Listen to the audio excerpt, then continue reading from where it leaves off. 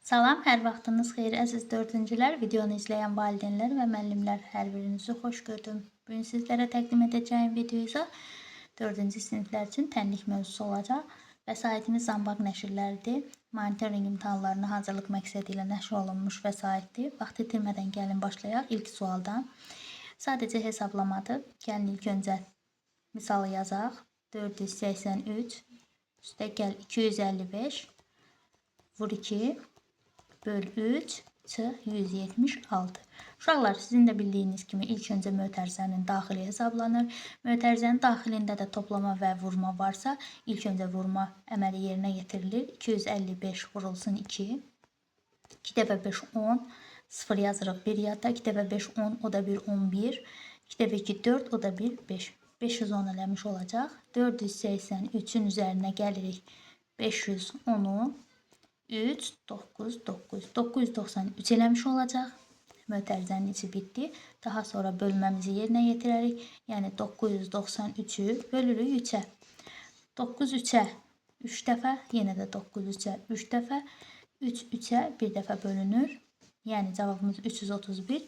İndi 331 çıx 176 5 5 1. Cavabımız eləyəcək 155 D variantı. Daha sonra baxırıq digər tapşırığa. Deyir, ədədlərin arasına əməl işarələri və mötərizəni necə qoysaq, doğru bərabərlik alınır. Aha, uşaqlar, burada deməli necə eləyəcəyik? Baxırıq ilk öncə, toplayırıq. Bir saniyə, üzr istəyirəm. Toplayırıq ilk öncə. Toplasaq, mötərizəni qoysaq, alınmayacaq. Çünki 4 üstə 8, 12, 12-ni də 12-nin üstünə də 7 gəlsək, 24 eləməyəcək. A variantı uyğun deyil. Baxırıq B variantına.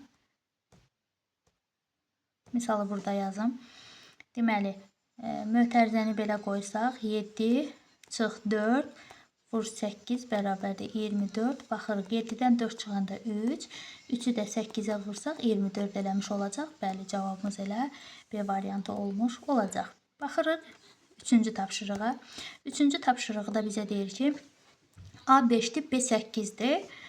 A üstəgəl 3, yəni 5 üstəgəl 3 vurulsun B, B də 8 eləyir. Vurulsun yenə də A, yəni 5-ə bərabərdir. İfadəsinin qiymətini hesablayaq. Burada səhv elədim. B8 yazmalıydım. Aha, ilk öncə bildiyimiz kimi vurmanı yerinə yetiririk. 3 dəfə 8 eləyir 24. 24 üstəgəl 5 eləyir 29. Vururuq 5-ə. 5 dəfə 9 45. 4 yadda. 2 dəfə 5 10, o da 4 14. Cavabımız eləyəcək 145 A variantı. Keçirik 4-cü tapşırığa. 4-cü tapşırıqda bizə deyir ki, üzr istəyirəm. Aha, təsvirə, yox, 8 üstəgəl x üstəgəl x üstəgəl x bərabərdir 17 tənliyini həll edin. Yaxşı. 8, neçə dənə x var? 1, 2, 3. 3 dənə x var. 8 üstəgəl 3x, 3 vurulsun x bərabərdir 17. Deməli, keçiririk, eləyir 3 vurulsun x yerində qalır. Eləyir 9, x də bərabərdir, 9 bölünsün 3, x bərabərdir 3. Cavabımız A variantı olmuş olacaq. Daha sonra baxırıq 5-ci tapşırığa. 5-ci tapşırıqda bizə deyir ki, təsvirə əsasən n-in qiymətini tapın. Təsvirə əsasən n-in qiyməti təbii ki də necə olacaq burada? 91-i 7-yə bölərik. Bu deyilər 1 dəfə, 3 qalar 3 dəfə. Deməli, cavabımız olacaq B 13. Daha sonra 6-da deyir ki, 84 bölünsün D bərabərdir 21 və 36 üstəgəl T bərabərdir 46 olarsa, dəyişənlərin müqayisəsi hansı variantda doğru verilib? Yaxşı. 84 bölünsün D bərabərdir 21. Deməli, ilk öncə D-nin cavabını tapaq. Buradan D bərabərdir. D bərabərdir 84, yəni böləni tapmaq üçün bölünəni qismətə bölmək lazımdır. 21. Buradan da D bərabərdir eləyir 4 dəfə, yəni D-miz 4-dür. Daha sonra 36 üstə gəl t bərabərdir 46. Buradan da t bərabərdir 46-dan çıxırıq 36-nı. T bərabərdir, eləyəcək 10. Yəni t də 10 olduğuna görə t bərabərdir 10. D kiçikdir t. D kiçikdir t. Görək hansı variantda verilib bizə. T böyükdür d. B variantında bizə verilib. Daha sonra 7-ci tapşırıqda deyir 6 ilə hansı ədədin 2 qatının 6 ilə hansı ədədin 2 qatının cəmi 8-dən 4 dəfə böyükdür. 6 ilə hansı ədədin 6 ilə hansı ədədin 2 qatının cəmi deməli daha sonra nə istəyir bizdən? 4 dəfə böyük, ədədin 8-dən 4 dəfə böyükdür. 8-dən 4 dəfə böyükdür deyirsə, 8-i 4-ə vurarıq. Aha. Daha sonra tənliyimizi həll eləyək. 6 üstə gəl x vurulsun 2 bərabərdir 20, daha doğrusu 32. Daha sonra 32-dən 6 çıxırıq biz. 2 x vurulsun 2 yerində qalır. Daha sonra 32-dən 6 çıxanda eləyir 26. X də bərabərdir 26-nı böl 2-yə. X də bərabərdir 13. Deməli 13-ə bərabərdir. Cavab A variantı olmuş olacaq. Daha sonra baxırıq digərinə. Digərində bizə deyir, qaydaya əsasən 3-cü ədəd neçədir?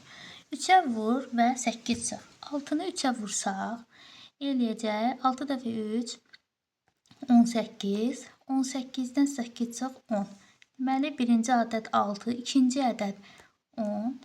Onu da 3-ə vursaq 30. 30-dən 8 çıx 22. İndi bizdən nə istəyir? Elə 22-ni istəyir. Cavabımız B variantı. Daha sonra baxırıq 9-cu tapşırığa. Təsvirə uyğun ifadə hansıdır? Təbii ki də 3 dənə A, üstə gəl 2 dənə 5, deməli 2 dənə 5-imiz neçə eləyir? 10. Cavabımız 10 olmuş olacaq. Yəni B variantı. İndi isə bizdən nə istəyir? Bir saniyə. Aha. Cədvəli tamamlayın. Yaxşı, cədvəli tamamlayaq. Saniyə silin buranı. Cədvəli tamamlamağımızı istəyir. A 12-dir, B də 18. 8 vurulsun 12, üstə gəl 18 bölünsün 3, çıxılsın 9. Cavab istəyir sadəcə. 12-ni vurarıq 8-ə. Bir dəfə 8, 16, deməli 96. 18-i bölərik 3-ə, bu da eləyəcək 6. 96 üstə gəl 6 eləyir 102. 102-dən də 9 çıxsaq eləyəcək 93. Cavabımız C, daha doğrusu A variantı. Deməli, baxırıq 11-ci tapşırığa. 11-ci tapşırıqda deyir ki, A bərabərdir 125, B bərabərdir 150 qram olarsa, bir torbanın kütləsi nə qədərdir? Neçə dənə A var? 3 dənə. Deməli, 125-i vururuq 3-ə. 3 dəfə 5, 15. 3 dəfə 2, 6, o da 1, 7. 3 dəfə 1, 3. Daha sonra B neçədir? B də 150, 150, 300. 300. Deməli, bu eləyir 675. İndi 675-i bölürük neçə dənə torba var? 3 dənə torba. 675-i də bölürük 3-ə. Bu deyilir 2, daha sonra 2, 15 də 3-ə bölünür 5 dəfə 225. Deməli, bir torbanın kütləsi 225 qramdır. Cavab D variantı. Baxırıq digər tapşırığa. 12. 12-də şagirdlər hər birində 8 şagird olmaqla qrupa bölündülər. Onlar hər birində 4 şagird olmaqla bölünərsə 12 qrup alınır. Şagirdlər əvvəlcə neçə qrupa bölündülər? Deməli, burada nə iş görürük? 12-ni vururuq 4-ə, eləyir 8, 4, 48. 48-i də bölürük 6-ya.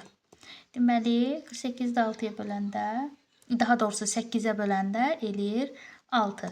Cavabımız B variantı olmuş olacaq. Deməli, uşaqlar, tənlikdən sonra mətnimiz gəlir. Mətni də birlikdə oxuyub cavab verək. Tənha çınar ağacı bədii mətindir. Geniş çöllükdə tək bir ağac bitmişdi. Ətrafında heç bir ağac bitmədiyindən onu tənha çınar adlandırırdılar. Bu tənha çınar illərdir ki, beləcə tək başına arxa dayağı olmadan yaşayırdı. Qışda yağan qar onun canına qorxu salırdı. Yağan qarın ağırlığından az qalırdı ki, tənha çınarın budaqları qırılsın. Payızda isə külək onu kökündən qoparacağını söyləyərək öz gücünü göstərməyə çalışırdı. Bir gün tənha çınar yenə də düzənlikdə yalnız vəziyyətdə uçsuz bucaqsız çölləri seyr edirdi. Birdən əsməyə başlayan güclü külək özünü tənha çınara yetirdi və lovğalanaraq sözə başladı. Deyilənlərə görə məndən əvvəl bu çöllərdən əsən heç bir külək səni kökündən qoparmağı bacarmayıb. Mən ellərin, obaların üstündən əsərək sənin haqqında deyilənlərin doğruluğunu yoxlamağa gəlmişəm. Bu saat elə əsəcəyəm ki, kökün torpaqdan ayrılacaq. Daha sonra səni uzaqlara atacağam. Tənha çınar dedi, doğrudur, sən mənim yarpaqlarımı qopara, budaqlarımı da qıra bilərsən. Amma unutma ki, köküm daim yerin altında qalacaq. Bir vaxt gələcək, yenə torpaqdan boyatıb çıxacağam. Daha sonra böyüyüb yenidən qol budaqlı ağac olacağam. Uşaqlar, deməli, başlayaq mətnin suallarını birlikdə öyrənməyə, daha doğrusu tapşırıqları həll eləməyə. Baxırıq birinci suala. Deyir, mətndə hansı epizoda rast gəlinmir? Deməli, çınarın ətrafı seyr etməsinə, küləyin lovğalığına, çınarın tutarlı cavabına, küləyin mehribanlığına. Küləyin mehribanlığına rast gəlmir, çünki külək mehriban deyil, lovğadır. Daha sonra baxırıq ikinci suala. İkinci sualda bizə deyir ki, biri altından xətt çəkilmiş sözün düzgün izahıdır. Altından xətt çəkilmiş söz canına qorxu salmaq sözüdür, daha doğrusu birləşməsidir. Kimisə bərk qorxutmaq, bəli, elə kimisə bərk qorxutmaq, canına qorxu salmaq deməkdir. Cavab A variantı olmuş olacaq. Üstə deyir, aşağıdakılardan biri küləyə aid edilə bilməz. Lovğadır, bəli. Öz gücü ilə öyünür, bəli. Çınarın kökündən qopartmaqla hədələyir, bəli. Xoşniyyətlidir, xeyr. Cavabımız D variantı olmuş olacaq. Çərçivədə verilmiş cümlənin mətnin hansı hissəsini artırmaq olar? Çınar ağacının bu sözlərindən sonra külək sakitcə əsib getdi. Təbii ki də nəticəyə əlavə eləyərik də bunu. Çünki sonda bu sözlərdən sonra əsib getdisə, deməli nəticədə bu baş verir. Cavab C variantı. 5-də deyir, mətnə əsasən biri doğru deyil. Mətnə əsasən biri doğru deyilsə deyir bizə. Çınar ağacının yan yörəsində heç bir ağac olmadığından onu tənha adlandırırdılar. Bəli, düzgündür. Külək öz gücünü tənha çınara sübut etməyə çalışırdı. Bəli. Daha sonra çınar güclü küləyin onun qarpaqlarını qoparacağından qorxmurdu. Bəli, qorxmurdu. Çünki deyirdi ki, yəni köküm qalacaq və yenidən mən boyatıb ağac olacağam. Külək var gücü ilə əsərək çınarın kökündən qoparmağa bacardı. Xeyr, sadəcə çıxıb getdi. 6-cı tapşırıqda mətnə əsasən duyğu variantı seçin. Doğrunun altında doğru, yanlışın altında yanlışı axtaracağıq biz burada. Doğrudur, külək önməyi sevir. Bəli, bu düzdür. Yanlışdır, çınar özündən razı və tərsdir. Xeyr, özündən razı olan külək idi, çınar deyildi. Yanlışın altındadan yanlış olduğuna görə elə cavabımız olacaq A variantı. Xeyriyyəçilik informativ mətnini də oxuyaq. İnsanlar çətin vaxtlarda həmişə bir-birindən yardım göstərmişlər. Ehtiyacı olana ya bir az pul, ya havayı yemək, ya da gecələməyə yer vermişlər. Bütün dövrlərdə kasıb və xəstə adamlara yardım etmək mərhəmətin göstəricisi sayılmışdır. Xeyriyyəçi təşkilatlar ehtiyacı olan insanlara yardım göstərir və başqa faydalı işlərlə məşğul olurlar. İlk xeyriyyəçi təşkilatlar hələ orta əsrlərdə meydana gəlmişdir. O zaman onlar çox az adama yardım göstərə bilirdilər. Müasir dövrdə xeyriyyəçi təşkilatlar müxtəlif işləri yerinə yetirirlər. Bəziləri evsizlərə yardım göstərir, bəziləri isə azlıq çəkənlərə və ya təbii fəlakətlərdən, məsələn, zəlzələdən zərər çəkənlərə qida və dərman verirlər. Onlar həm də məktəb, muzey və xəstəxanalar üçün pul yığır, təbiəti mühafizə etməyə kömək edir, mühüm tibbi tədqiqatlar aparırlar.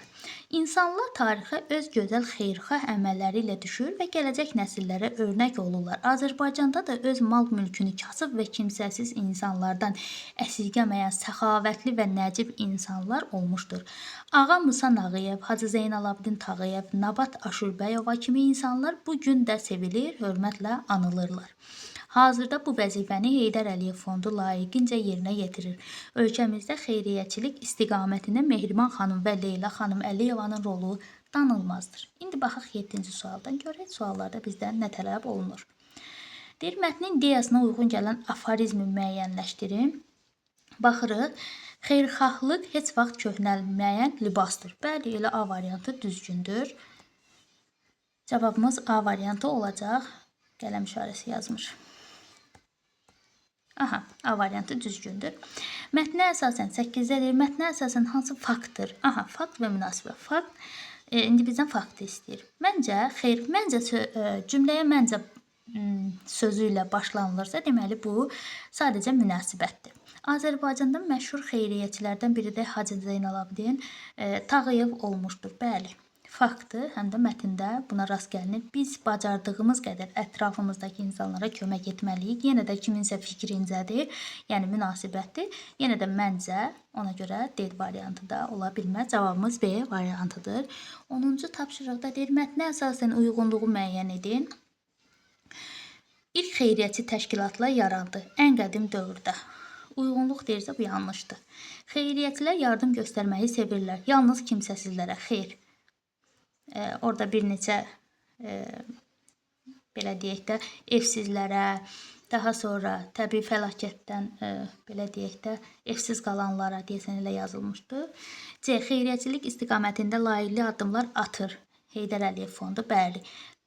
Mehriban xanım və Leyla xanım Əliyeva. Ona görə də C variantımız düzgün variantdır. 11-də deyir, xeyriyyəçi təşkilatlar haqqında doğru fikir hansıdır? Deməli, kasıb və imkansız insanlara kömək edirlər. Elə cavabımız A variantı. İdman sahəsində yeniliklər edirlər. Tarixi abidələr qorunması üçün xeyr. Xəstəxanalarda xeyr. Elə cavabımız A variantıdır. Baxırıq. Ay, 9 qalıb. 9 qalıb. Üzr istəyirəm. 9-a baxırıq. 9 qalıbmış. Eybi yoxdur. 9-dan 12-yə baxarıq. 9-da deyir ki, biri qırmızı hərflə yazılmış sözü əvəz edə bilməz. Səxavətli sözünü əvəz edə bilməz deyir. 9-da. Əli açıq əvəz edə bilər. Cömərd əvəz edə bilər. Geniş ürəkli, amma səmimi əvəz edə bilməz. Cavab D variantı. 12-də deyir, mətnə əsasən hansı sualı cavab tapmaq mümkün deyil. Deməli, ilk xeyriyyəçi təşkilatlar nə zaman yaranmışdır? Orada cavabı var. A variantında cavab var. Daha sonra baxırıq. Azərbaycanın xeyriyyəçiləri kimlərdir? Yenə də sadalanmışdır. Heydər Əliyev Fondu neçənci ildə yaranmışdır? Buna aid bir cavabımız yoxdur. Cavab C variantı. Öz mal mülkünü kasıblardan əsirgəməyən insanlar necə adlanır? Xeyriyyəçi. Buna aid də var. Aid olmayan, yəni mətnə əsasən Heydər Əliyev Fondu neçənci ildə yaranmışdır? Mətndə olmadığına görə fikir yürüdə bilmərik. Ən azından mətndə yoxdur. Ona görə də C variantıdır. Uşaqlar, yenidən riyaziyyatımız var. Riyaziyyata baxırıq. Baxırıq 13-cü suala. Bir saniyə mən ekran düzəldim. Daha sonra gəlirəm. Deyir, dəyişənlərin verilmiş qiymətləri üçün ifadənin qiymətini tapın. Aha, dəyişənin qiymətləri verilib bizə 25. A 25-dir, B-də 8. 3 üzərinə gərək A-mız 25-dir. Bölünsün. B-miz 8-dir. Çıxaq 4. Aha, bərabərdir. 3-ün üzərinə 25 gəlsə eləyər 28. Oy, üzr istəyirəm. 28. 4-dən də, 8-dən də 4 çıxanda eləyir 4. Deməli, 28-i 4-ə böləcəyik, eləyəcək 7. Cavabımız B variantı olmuş olacaq. B variantı. Daha sonra baxırıq 14-cü tapşırığa. 14-cü tapşırıqda da sadəcə hesablamadır. Hesablamaya baxaq.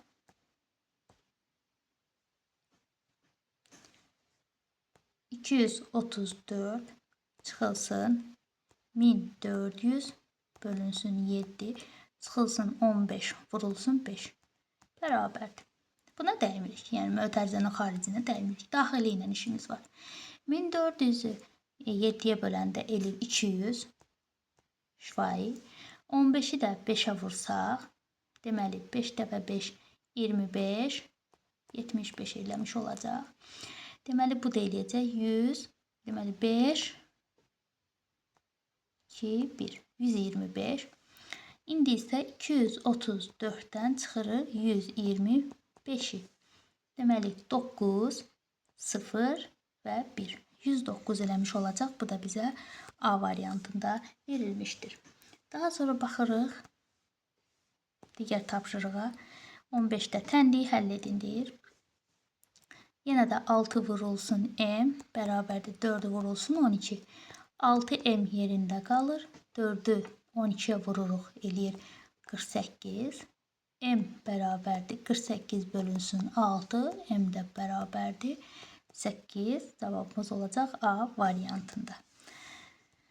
Daha sonra 16-ya baxırıq. 16-da deyir alıcı 4 kisə şəkər aldı və kasaya 10 manatlıq, 5 manatlıq və 1 manatlıq ödədi. Aha. Deməli, bir kisə şəkərin qiyməti nə qədərdir? Yaxşı. 4 kisə şəkər alıb, qələmlə yazım. 4 kisə şəkər alıb, daha sonra kasaya nə qədər ödəyib? 10, 15, 16. 16 manat ödəyibsə, 16-nı 4-ə bölürük. Bu da eləyəcək 4 manat. Cavabımız C variantı. Daha sonra baxırıq 17-yə. Deyir ki, uzunluğu... Bir saniyə çəkdim bunda. Aha. Deyir, uzunluğu 45 santimetr olan lentin 6 santimetr kəsildi və qalan lentin 3 bər... Aha. Deməli, uzunluğu 45 santimetr. 45-dən 6 çıxsaq, eləyəcək 39. Daha sonra bu 39 metr lenti də, santimetr lenti 3 bərabər hissəyə ayırdılar. Alınan hissələrin uzunluğu nə qədərdir? Alınan hissələrin uzunluğu da 13 santimetr olmuş olacaq. Cavab D variantı. Deyir ki, bizə cəmi hasil şəklində yazaraq tənliyi həll edin. Neçə dənə? 2 dənə A var. Deməli 2 vurulsun A. Üstə gəl neçə? 1, 2, 3. 3 dəfə 8 deyilir 24. Bərabərdir 32. Deməli 2 vurulsun A olduğu kimi qalır. 32-dən deməli 24-ü çıxırıq. Bu da eləyir 8. Buradan A bərabərdir 8 bölünsün 2. A bərabərdir 4. Bu da bizə D variantında verilmişdir. Baxırıq 19-cu tapşırığa. 19-cu tapşırıqda 4 ilə M-in hasilini cəm şəklində necə yazmaq olar? Cəm şəklində necə yazmaq olar? Aha. M, üstəgəl M, üstəgəl M, üstəgəl M. Bu qədər sadə. Bu da bizə B variantında verilmişdir. Baxırıq digər tapşırığa. Digər tapşırıqda da bizə deyir ki, tərəzi tarazıqdadır. N-in kütləsi neçə qramdır? 1 kiloqram 1000 qramdır. Düzdür uşaqlar? 1000 qram. Deməli, burada 1000-i bölərik. Neçə dənə N var? 4 dənə N var. Bərabərdir. Deməli, bu da eləyəcək 250. Deməli, 1000-i 4-ə böləndə 250 eləmiş olacaq. Bu da A variantında bizə göstərilmişdir. Daha sonra baxırıq digər tapşırığa. Bayram şənliyində hər xoncaya 6 şəkər bura, 8 şəkər bura, 6 paxlava və 3 qoğal qoyuldu. 6 xoncaya cəmi neçə şirniyyat qoyuldu? Ümumi neçə şirniyyat var? 6, 8, 14, o da 3, 17. 17-ni də vururuq 6-ya. 6 xonca deyil. 6 və 7, 42. 6-ya 1, 6, 102. Cəmi xoncaya 102 şirniyyat qoyulub. Cavab D variantında bizə verilib. Daha sonra baxırıq digər tapşırığa. Ədədlər hansı qaydaya əsasən düzülüb? Baxaq. Aha, uşaqlar, deməli mən dayandırıb tapdım, daha sonra sizlə bölüşüm. Deməli, burada qayda 3-ə vur 8 çıxdı. 9-u 3-ə vursaq eləyəcək 9-u 3-ə vursaq eləyəcək 27, 27-dən də 8 çıx 19. 19-u da 3-ə vursaq 8 çıxsa 49. bu qaydada düzülüb. Yəni 3-ə vur 8 çıx qaydası ilə düzülüb. Cavab B variantı. Baxırıq 23-ə. Eni x santimetr, uzunluğu y santimetr olan düzbucaqlığın sahəsini hesablamaq üçün hansı riyazi ifadə yazılmalıdır?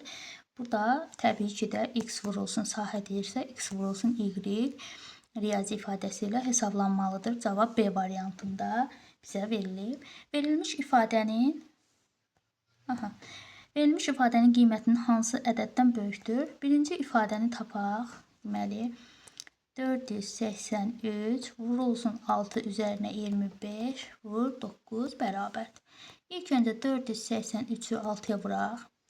6 dəfə 3, 18, 1 yadda.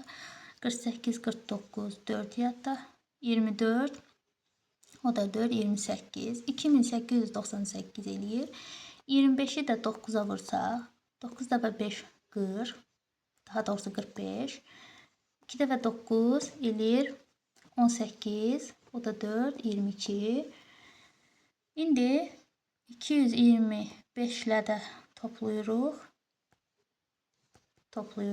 3, 2, 1, 3. 3123 hansı ədəddən böyükdür? 3059'dan böyükdür. Cavab A variantı olmuş olacaq burada. Daha sonra digərlərinə baxaq uşaqlar. Deməli, digərlərinə baxmırıq uşaqlar. Niyə? Çünki digərində də 2 mətn və misallar qalıb 10 misal. Bu da sizi yoracaq. Yəni, hardasa bir 40 dəqiqəyə gedib çıxacaq. Sizi çox yorulmaq istəmirəm. Növbəti video izahda isə növbəti tapşırıqları yerinə yetirəcəyik. Video sizə faydalı oldusa bəyənməyi, dostlarınızla bölüşməyi və kanala abunə olmağı unutmayın. Bugünlük bu qədər. Hələlik.